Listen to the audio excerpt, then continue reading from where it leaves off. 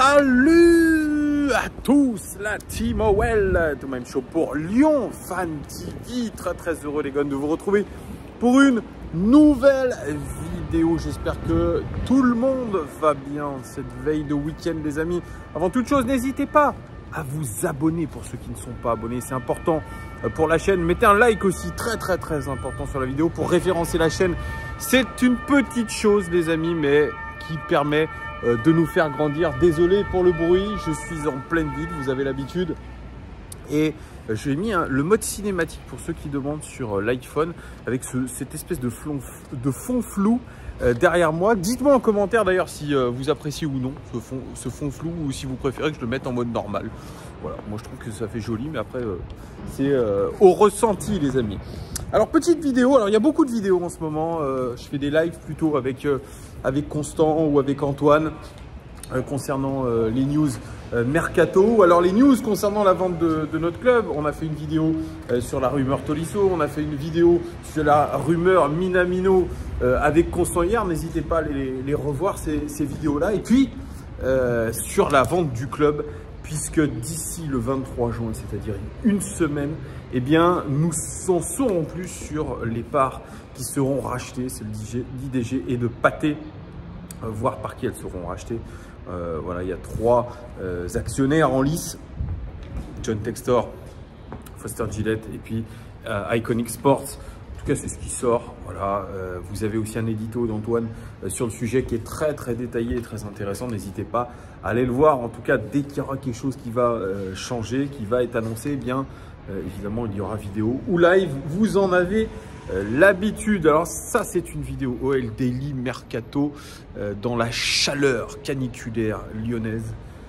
Il fait étouffant au milieu des bitumes, mais c'est comme ça, du bitume, pardon. Mais c'est comme ça, c'est l'été bientôt, donc normal les amis. Alors vidéo OL Daily Mercato, puisque il y a une nouvelle qu'on n'avait pas vu venir. C'est la prolongation surprise de Thiago Mendes. Ouf, mouillons-nous la nuque les amis. S'il y a bien une prolongation qu'on ne voyait pas, c'est celle de Thiago Mendes. Je suis très étonné.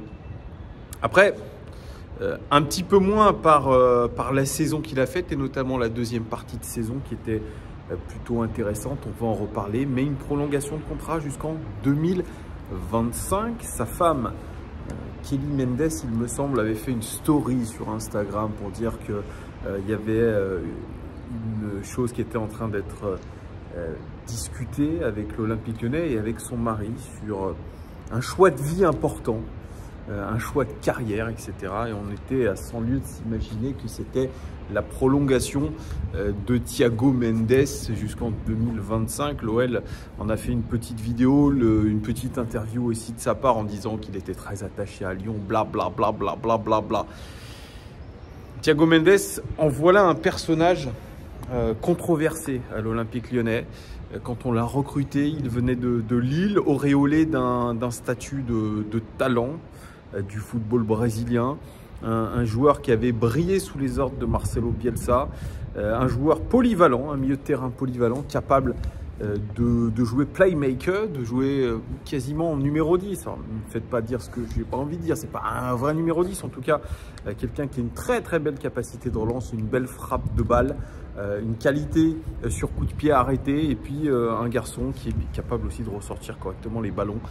C'est tout ce qu'on cherchait, finalement un numéro 6, une sentinelle, un joueur qui voit bien le jeu, un travailleur infatigable, un leader même un petit peu. Voilà ce qu'on nous promettait. Alors il y a eu une hype autour de lui à l'époque quand il devait arriver. On l'a acheté cher. 25 millions d'euros pour lui, c'est beaucoup quand même. Voilà, donc c'est pour ça qu'il devait justifier d'un certain statut. Et puis rien ne s'est passé comme il le fallait, notamment avec Rudy Garcia, où il a enchaîné les prestations moribondes, ternes, pourraves même, on peut le dire. Et il y a eu un véritable clash entre lui et Rudy Garcia, et notamment entre Kelly, sa femme, et le coach, puisque on n'oubliera pas, elle a grimé sur les réseaux sociaux Rudy Garcia en clown. Voilà. Ça, quand vous êtes la femme d'un joueur, même quand vous êtes joueur, il n'est pas question de faire ça. quoi que vous fassiez. Enfin, je veux dire, quand vous êtes en contrat avec une entreprise, est-ce que vous voyez, vous, sur les réseaux sociaux, ou votre femme, grimer le patron en clown? Écoutez, c'est considéré comme une faute grave. Je crois qu'il a été mis à l'amende. Après, il y a eu ces nombreuses sorties nocturnes qu'il laissait transparaître sur ses stories. Voilà, on parlait d'un joueur souvent en soirée, souvent en train de faire la fête, la biture, ce qui a probablement entaché ses performances. Et il a fallu que, je dirais, le club du Témoin ait un petit peu de confiance, parce que n'oublions pas aussi que Thiago Mendes a voulu partir à de nombreuses reprises. On a évoqué de nombreuses fois une rumeur venant de Flamengo, un retour au Brésil pour lui, un retour qui ne s'est jamais fait. Pourquoi? Parce que peut-être que le club de Flamengo n'avait pas les ressources nécessaires pour pouvoir le recruter. Il demandait un prêt avec option d'achat. L'Olympique Lyonnais voulait qu'un achat sec pour lui. Ça ne s'est pas fait et ils se sont dit, je pense au club, que si on ne voulait pas perdre trop d'argent sur ce garçon-là, il fallait absolument le prolonger. Et ce qui a motivé, comme je vous ai dit, cette décision, probablement, c'est sa deuxième partie de saison, où il a un petit peu joué le rôle de pompier en défense centrale. Il a été associé à Lukeba et c'est vrai qu'on a été très surpris, la plupart des supporters, moi le premier, de voir qu'il avait eu un niveau très bon, très bon, en tant que défenseur central. Et au final, si on doit retenir quelque chose, c'est peut-être que la seule défense centrale qui a été bonne, c'est celle entre l'association entre Lukeba et Thiago Mendes. J'aurais aimé qu'elle soit associée plus longtemps, qu'elle eût été notre charnière centrale de référence jusqu'à la fin de saison. Mais Thiago Mendes a aussi joué le rôle de pompier au milieu de terrain où il y a eu des blessures. Il a été très fiable. Il a eu finalement ce rôle de leader en défense. Il a parfaitement accompagné Lukeba. Il a été très complémentaire. On a loué sa capacité à anticiper. Beaucoup dans l'anticipation. Sa relance a été très bonne. C'est un garçon qu'on qualifie de soldat, puisque oui, c'est un garçon qui va au combat. Et il a retrouvé un petit peu, je dirais, cette âme de guerrier, cette envie de jouer. Ça, c'est important. Il avait perdu beaucoup confiance, Thiago Mendes, la confiance des supporters, la confiance du club. Et au final, Peter Bosz a réussi à le relancer à un poste voilà, auquel il ne s'attendait pas. Et au final, où il a été très bon. D'ailleurs, Peter Bosz en a dit le plus grand bien. Donc voilà, c'est comme ça qu'il a réussi finalement à se relancer à l'Olympique Lyonnais. Si on prolonge Thiago Mendes dans le but de le garder en défenseur central, je trouve que c'est très bien. On partirait peut-être dans l'idée d'avoir Boateng et Mendes en axe droit et Lukeba et Diomandé en axe gauche. Peut-être, voilà, je vous parle de titulaire et remplaçant. On sait que Denayer est parti. On sait aussi que Da Silva, probablement, on va essayer de le mettre à la porte. Je ne sais pas si ça sera possible, mais voilà. Donc, si et seulement si on l'utilise dans ce rôle-là, ça va être intéressant. Mais si on le commence à le réutiliser dans un rôle de sentinelle où il n'a pas forcément excellé depuis qu'il est arrivé à l'Olympique Lyonnais, eh bien, moi, je dis non. Vous me direz en commentaire ce que vous pensez de cette histoire-là. Mais voilà, moi, c'est comme ça que je vois les choses. Peut-être les gones, je me trompe. Peut-être que je me trompe, peut-être que c'est pas comme ça qu'ils vont voir les choses. Moi, je le vois comme ça. En tout cas, c'est pour le moins surprenant.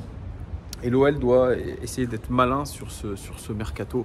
C'est évident, on ne pourra pas faire jouer tout le monde.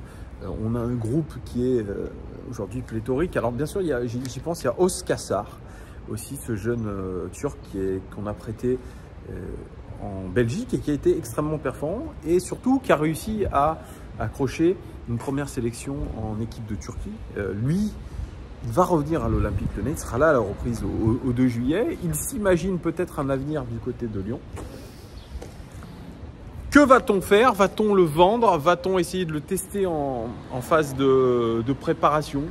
Je ne sais pas ce qui va être. En tout cas, cette large revue d'effectifs au 2 juillet va nous permettre d'y voir plus clair. Il y a tous ces joueurs qui vont revenir de près. on ne pourra pas avoir un effectif aussi pléthorique pour une seule compétition. D'ailleurs, le calendrier de la Ligue 1 est sorti. Je vous ferai peut-être une vidéo là-dessus pour voir un petit peu à quelle sauce on va être mangé la saison prochaine. On sait d'ores et déjà que le mois d'août devrait être dans nos cordes et ça devait l'être la saison dernière et malheureusement vous avez vu ce qu'il en a été. On affrontera lors du week-end du 7 et 8 août, on affrontera le promu Ajaccio.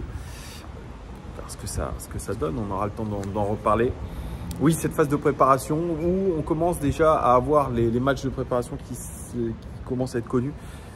Bourg-Perona, le Dynamo Kiev qu'on affrontera à Bourgoin-Jallieu le 12 juillet et puis Anderlecht, il me semble, le 16 juillet de mémoire à Bruxelles. Voilà, on commence à avoir un petit peu de notre liste de préparation. C'est là où il va y avoir une revue d'effectifs avec des jeunes qui probablement vont monter de la Nationale 2 au groupe pro. On pense à Mohamed El Harouche notamment, peut-être à Patouillet aussi. On verra, il y aura plein de choses qui vont se passer. Il y aura le mercato qui va battre son plein. Après, il y a toujours ce problème, c'est que la plupart des clubs ont besoin de vendre avant d'acheter. Et à l'OL, ça sera aussi la même chose. Est-ce qu'on va faire un gros loft avec les joueurs indésirables ? Ça aussi, c'est une vraie question. C'est la question que soulevait Antoine de Madagascar.